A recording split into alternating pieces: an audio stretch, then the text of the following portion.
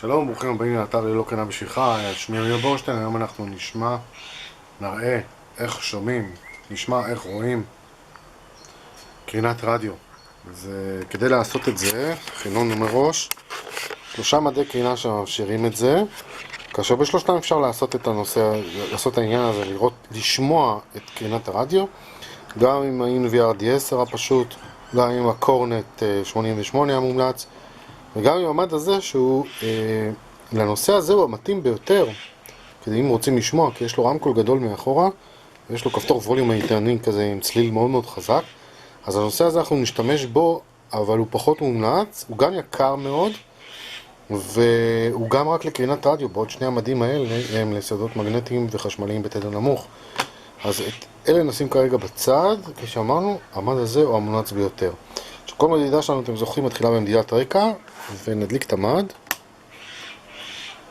הווליום הכי גבוה. רואים שהרקע אצלי נמוך מאוד. אין פולסים, אין אורות, אין כלום, וגם הסאונד מאוד מאוד חלש, תקשיבו. וזה מה ששומעים.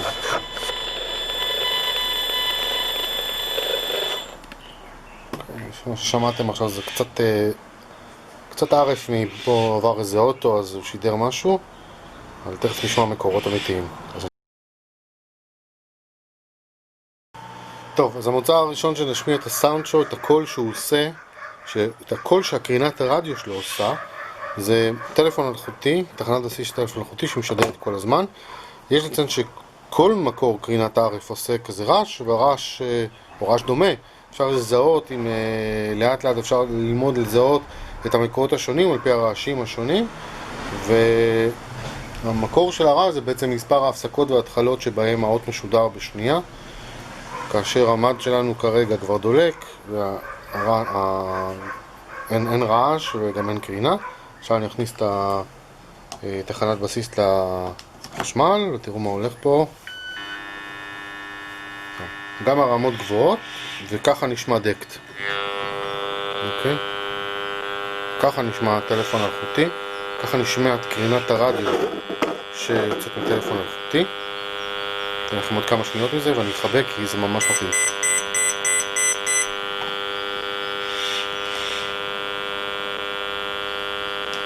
נחבא. טוב, הרעש השני שננסה להשמיע זה רעש של הוצאת שיחה מטלפון סלולרי. אז כרגע, אנחנו נגיד, הרעש שהקרינת הרדיו עושה מוצאים שיחה מטלפון סלולרי, מוציא אותו במצב טיסה. יכול להיות שכבר עכשיו הוא עושה איזושהי שידור לאנטנה, הנה השידור שלו לאנטנה. בואו נוציא שיחה.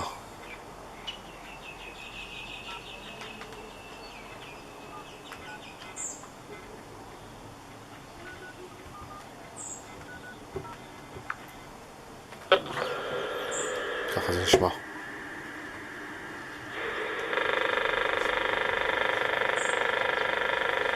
זה רעש של שיחה. לפי דעתי ביום TS, תכף אני אסתכל. דור שלישי. רואים את זה. בואו ננסה עכשיו ב-GSM. בסדר? זה הרבה יותר חזק יהיה. זה הרישום לרשת. זה הרעש של הרישום לרשת. תראו. חזק. זה גם רעש של SMS, אותו דבר.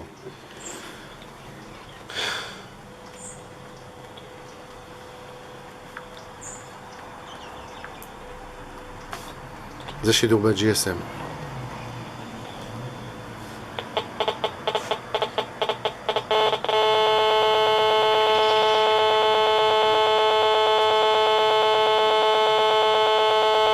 ואת זה?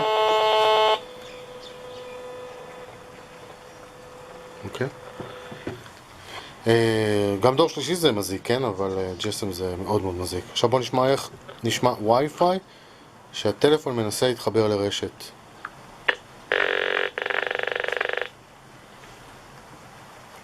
הסריקה, תראה איפה לסרוק עוד פעם.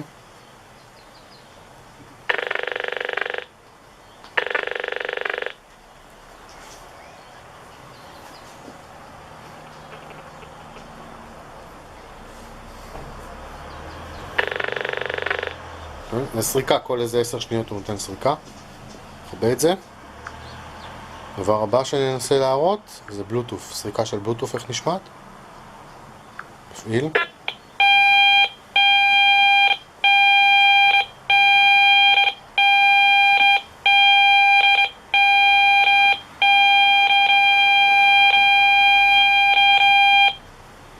זו הייתה סריקה של בלוטוף.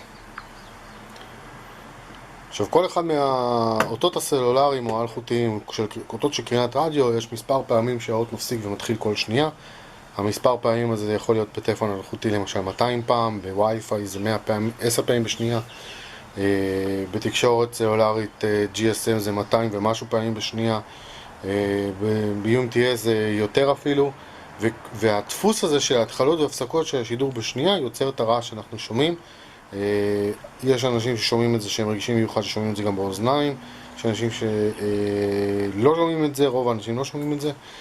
הרבה מכשירים אלקטרוניים שומעים, מקבלים את הקרינה הזאת והופכים אותם בעצם לרעש, כמו למשל אם קרה לכם פעם שהסלולר ישב ליד רמקולים, ואז כל פעם שהסלולר קיבל שיחה, שמעתם את זה לפני זה ברמקולים עצמם.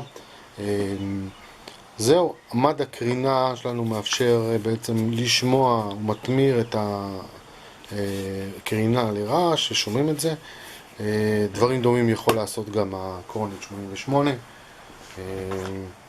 מומלץ מאוד, וה-INVRD 10, בואו נראה בכל אחד מהם איך מפעילים את זה. אז כפי שאמרנו גם ב-INVRD 10 המגניב שנמצא אצלי כל הזמן בתוך הכיס, אפשר לעשות את זה בהדגמים האחרונים שלו. מדליקים את המד, בדיקת נוריות, סוללה.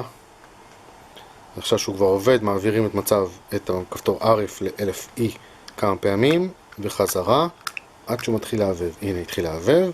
זהו, עכשיו הוא עושה קומונציה, שזה גם פיצ'ר נוסף מגניב. דוחקים את המפסוק RF חזרה ל-1000M וחזרה, וזהו, זה כבר הצליל. אתם שומעים חזק מאוד, צליל פה, אבל זה עדיין אמביאנט. אני אשמיע לכם רגע משהו בטלפון, נוציא אותו ממצא טיסה ותקשיבו.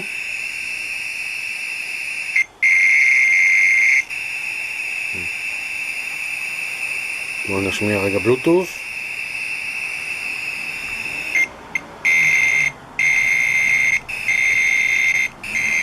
נשמיע וי-פיי.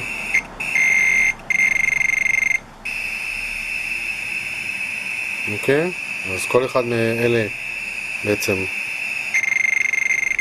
נסגור את זה. יש לנו פה בעצם יכולת לשמוע את הקרינת רדיו, אני אחזיר אותו במצב טיסה, יהיה עוד פעם אין טוב. ככה שמענו את זה ב-INVRD 10. בואו נשמע את זה רגע בקורנט.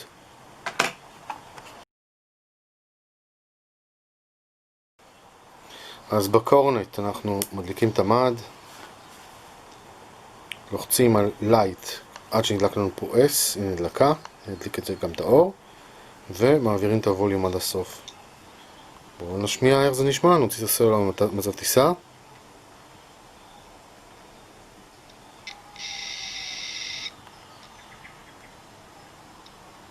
אוקיי, זה היה ההוצאה ממצב טיסה.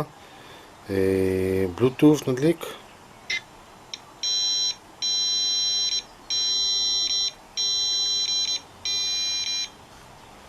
וי-פיי עכשיו נדליק.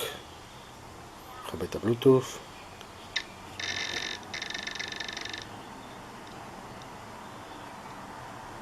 תחתיר עוד סריקה.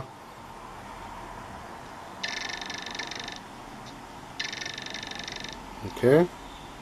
מאוד עוזר, כששומעים את הסאונד זה מאוד עוזר להבין מה המקור, ולאט לאט שוב אתם יכולים להיות יותר ויותר מיומנים בהבדלים בין הצילים שהמד עושה כשמופעלת עליו קרינת רדיו.